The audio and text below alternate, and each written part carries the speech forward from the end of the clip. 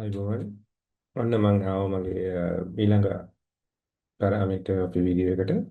ඒක තමයි අපි කරන්න යන්නේ මේ ෂෙයාර්ඩ් පැරාමීටර් කියන concept එක. ඉතින් කොහොමද ඊට ඉස්සෙල්ලා ඇයි මේ ෂෙයාර්ඩ් පැරාමීටර් එක කොහොමද වෙන්නේ කියලා අපි බලමු. හරි.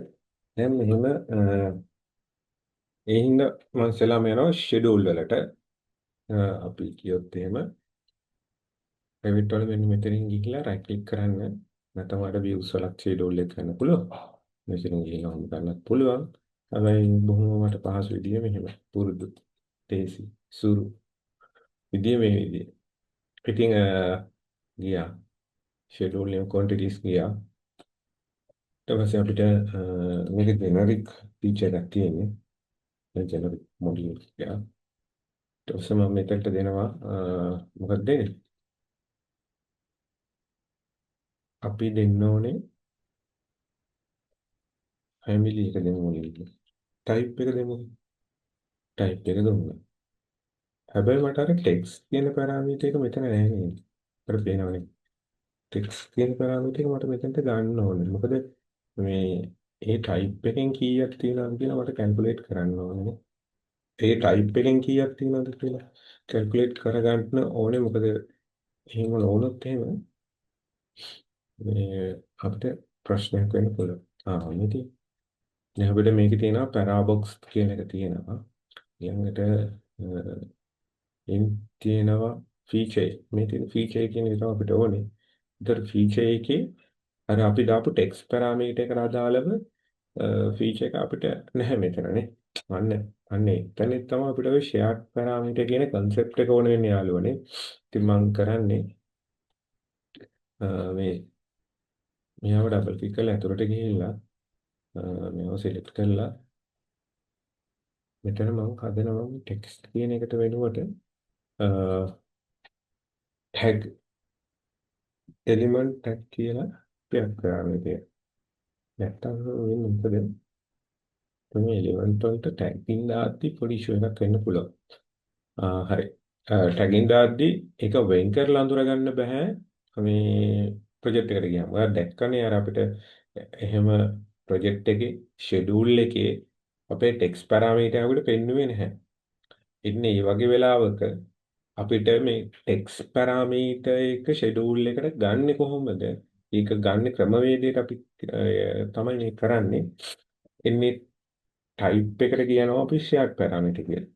දැන් මම ඊට පස්සේ මෙතනින් ගියා family එකට ගිහිල්ලා මෙයාව shared parameter select දැනට මගේ shared parameter file එක නැතිනම් මම මේක yes කරලා මම browse කරනවා. browse කරලා අපි දන්න තැනකින් text file එකක් හදා ගන්න ඕනේ. මම මේකට දානවා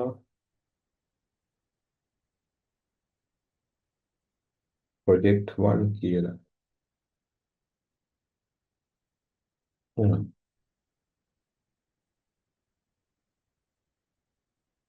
ෆයිල් එක තමයි ඉස්සරහ තෝරන්න ඕනේ. ෆයිල් එකක් වල තියෙනවා. ඒක තෝරලා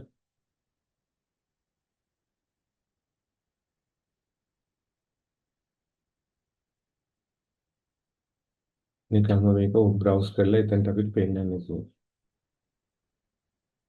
මෙන්න මේ create යනවා. ඊට පස්සේ මෙතන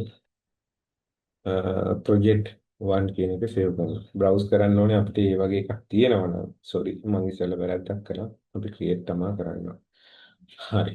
ඔන්න මම create කළා. ඊට පස්සේ අපි new group එකක් හදන්න ඕනේ. මම මේකට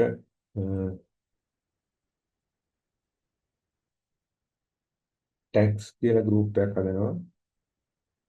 ඊට පස්සේ මම මේකට new parameter එක විදියට දෙනවා. length එක අනිවාර්යෙන්ම මාරු කරගන්න ඕන. මතකයේ අපි ඊ පාර පොඩ්ඩක් ඒක මිස් වුණා අපිට. ආයි කරන්න ඕන. මේක දානවා LED නම් tag. හරි. ඔන්න ඔය විදිහට මේක copy කරගන්නවා. මේවත් copy කරගන්න. මේව instant දාගෙන copy කරගන්න. දැන් මේව element tag එකක් විදිහට තමයි මෙතන save වෙන්නේ. දැන් මේව upload කරන්න පුළුවන් වලට element වලට overrides. හරි.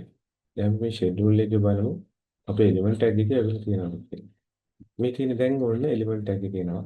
හරිම ලේසි. මට මේක දැම්මට පස්සේ ඔන්න එලිමන්ට් එකේ කියනවා. ඊට පස්සේ ඔන්න ඕකට තමයි අපි කියන්නේ shared parameter එකක් කියලා. ඇයි හේතුව?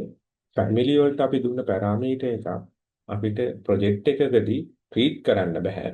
එහෙම රීඩ් කරනවා නම් අපි ආ අනිවාර්යයෙන්ම shared parameter එකක් බවට පරිවර්තනය කරගන්න ඕනේ. අන්නේ පරිවර්තනය තමයි මේ process එකේදී කළේ. ඔයගොල්ලන්ට දැන් තේරෙනවා ඇති ඇයි මේ shared parameter එක, ඇයි මේ nexus parameter එක අපිට ඕන වෙන්නේ කියලා. ෆැමිලි වල තියෙන data project එකේදී read කරන්න තමයි අපි shared parameter, next parameter වගේ concept Revit වලදී use කරන්නේ. එහෙනම් යාළුවනේ අපි චුට්ටි දෙයක් ආයි බලලා මේ schedule වලට ආපු හින්දා පොඩි දෙයක් බලලා අපි මේ වීඩියෝ සීරීස් එක මාස්ටරින් රෙවිත් පැරාමීටර් කියන වීඩියෝ සීරීස් එක නවත්තමු. ඊට පස්සේ අපි කොහොමද කවුන්සිල් ඩ්‍රොයින් එකක් රෙවිත් යූස් කරගෙන කරන්නේ කියලා වීඩියෝ සීරීස් එකක් කරනවා. ඒකත් එක්කත් ඔයගොල්ලෝ එකතු වෙලා ඉන්න. පුළුවන් නම් ඔයගලගේ යාළුවන්ට මේක ෂෙයා කරන්න, ලයික් කරලා සබ්ස්ක්‍රයිබ් කරලා තියාගන්න. දැනුමට දෙයක් එකතු කරගන්න පුළුවන් එතකොට. හරි. දැන් මම මේ ටික කොහොමද මේක ෆීචර් එක කරමු. මම අර කලින් වගේම මෙතනට ගිහලා WT කියලා ගහනවා. ගහලා මට ඇත්තටම මේ ෆීචර් එක හදන්නේ එක කොන්ට්‍රැක්ටර් කෙනෙක්. එතකොට ඒ කොන්ට්‍රැක්ටර් කෙනෙක් හදනවා නම් මම මෙතන ෆීචර් ඒ කියන එකට වෙනම ෂෙඩියුල් එකක් හදා ගන්න ඕනේ. මම මෙතනට දාගමු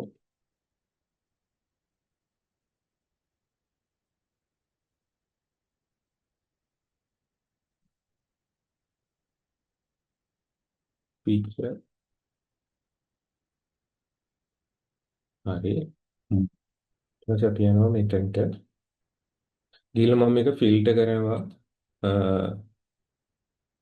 මට පුළුවන් මේවා ෆිල්ටර් කරන්න ටයිප් එකෙන්. ෆීචර් තමයි මට ටයිප් එක තියෙන්නේ. මේ box unit ඒවා ඕනේ. මට ෆීචර් කියන ටයිප් එක තිබ්බනම් ඇති. අන්න ඔක තමයි මේක ෆිල්ටර් කරන විදිහ. හරි. ඊට පස්සේ ඔන්න ෆිල්ටර් වෙලා තියෙනවා. ඊට පස්සේ මම ආයෙත් ගිහිල්ලා මේව සෝට් කරනවා. මට item wise ඕනේ නැහැ. කෙලින්ම count එක තමයි ඕනේ. හැබැයි මට ඕනේ මේ tag element එකත් එක්ක මෙයාගේ count එක වෙනස් වෙන විදිහට මේ විදිහට තියෙන්න ඕනේ කියලා. ඊට පස්සේ මට මෙන්න මේ count එක තමයි අන්තිමට මම ඕනේ වෙන්නේ පේන්නේ. එහෙනම් අපි කරන්නේ සාමාන්‍ය මේක මෙතනින් drag කරගන්න පල්ලෙහාට නෝ විදිහට. එතකොට මේකේ feature හයක් තියෙනවා. ඔන්න බලන්න මම මෙතනින් feature එක මාරු කරනවා. මෙතන feature එකට දාමු අපි feature 2 කියලා. එතකොට feature 2 එකේ එකක් වෙලා මේකේ පහක් වෙනවා.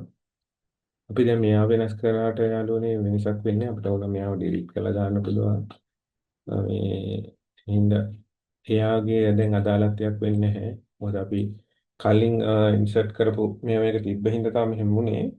අපිට පුළුවන් ඒක save as එකක් විදිහට මෙතනින් කියලා මෙතන තියෙන ෆීචර් එක ඩිලීට් කරලා දාලා අපිට අදාළ එක ගන්න. anyway දැන් මම බලමු මේව F2 3 කරමු. එතකොට බලන්න මොකද වෙන්නේ කියලා. මේව F3 කරාම එක F3 එකට එකක් එකතු වෙලා අතන එකක් අඩු වෙනවා. මෙන්න මේ විදිහට ගොඩාක් ඕගලන්ට data management වලට මේ Nexus parameter, shared parameter use කරන්න පුළුවන්. ඉතින් මම හිතනවා අපි මේ සීරීස් එකේදී Revit වල parameters ගැන ගොඩක් කතා කළා. ඕගලන්ට තියෙන ප්‍රශ්න තියෙනවා නම් ඕගොල්ලෝ ප්‍රශ්න යොමු කරන්න. එහෙනම් ඊළඟට Revit වලින් කොහොමද council drawing එකක් හදන්නේ කියලා කියන වීඩියෝ සීරීස් එකත් එක්ක එකතු වෙලා ඉන්න කියලා කියනවා. එහෙනම් අදට ගිහිල්ලා එන්න. බයි.